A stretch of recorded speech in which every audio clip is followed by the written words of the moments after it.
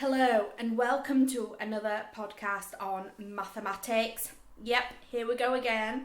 So again, your teacher will be giving you a learner guide on maths.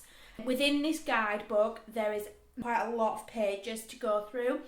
Take one chunk at a time and see how you get on.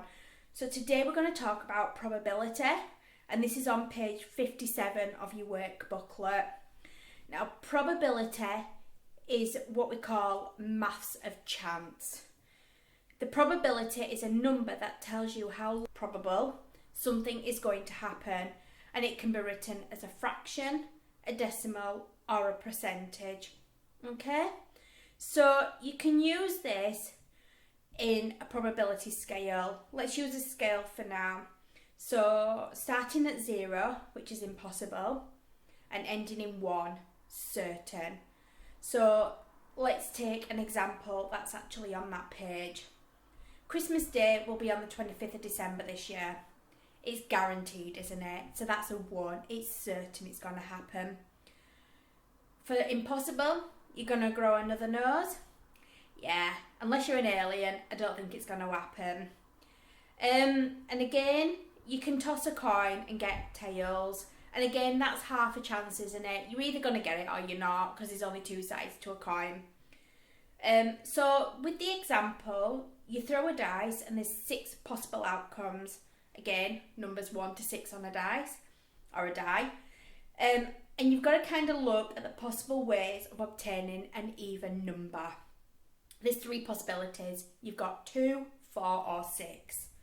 So the probability of getting that is 3 over 6 as a fraction. So you're 3 at the top with a line and then a 6 underneath. So to equate that down a little bit more, because you can break it down, would be half 1 over 2.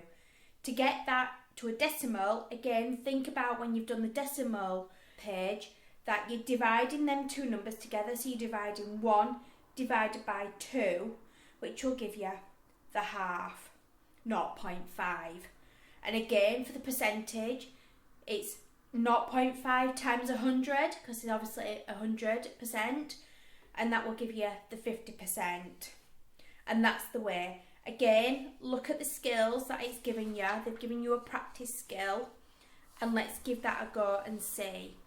Once you've managed that, ask your tutor then for the next leaflet, which will be to do with more probability, and in there is looking at the probability tree. Now, when you look at this, don't think of it as, oh, what is this? I'm never going to get it. Again, think of it logically, think of it as easy, and just don't think too hard into the situation. And I think that's a lot of things with maths, is people think too hard into it, too logic, whereas you've got to think on an easier side of it. So obviously, calculating probabilities are hard, and we either have to add them or we multiply them. And often it's hard to figure out what we do. So we get a tree diagram to that rescue. So a tree diagram, again, look on your leaflet and it'll show you where it is. So you think of it like you've got the foundations of your tree, and you've got branches coming out of it, and that's literally how you would describe a probability tree. You know, when we think of it as a toss the coin, you've got a 0, and then you've got 2 branches coming out of it, either side. And then your probability is 0.5, because you've got a half chance, and then the outcome would be that head or that tail. And then you can extend that tree to 2 tosses of a coin. So again, from the head and the tail that you've already got, you can add some more branches from there. Again, you've got a half from your probability and your outcome, a head and a tail. And then you've got that in each bit where you've got a chance of getting a head and a head, or a head and a tail, or a tail and a head, or a tail and a tail. You've got to kind of think of how many possible outcomes you could possibly get out of tossing that coin. So to calculate them, you would multiply the probabilities along the branches, and then you'd add the probabilities down the columns. Sounds complicated? let's talk through it a little bit easier for you. So think about your branch, bring the 0, the tree stump right at the beginning, and you've got your branches. So you've got half the chance of getting ahead and another half a chance of getting ahead. So all you're doing is 0.5 times 0.5, which will give you the 0.25. And again, you do that for each probability and adding them all up. So you get 4 lots of 0.25s. Adding all them up, you should come up with the whole number 1, because that is literally the possible outcome that you can get from a probability. It's from 0 all the way up to 1.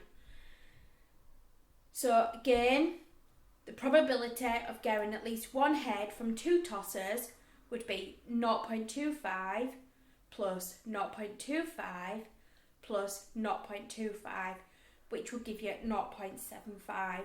And that's one of the easiest ways of looking at it, is by using a coin. Again, don't think of it too hard. Think of it in an easier format.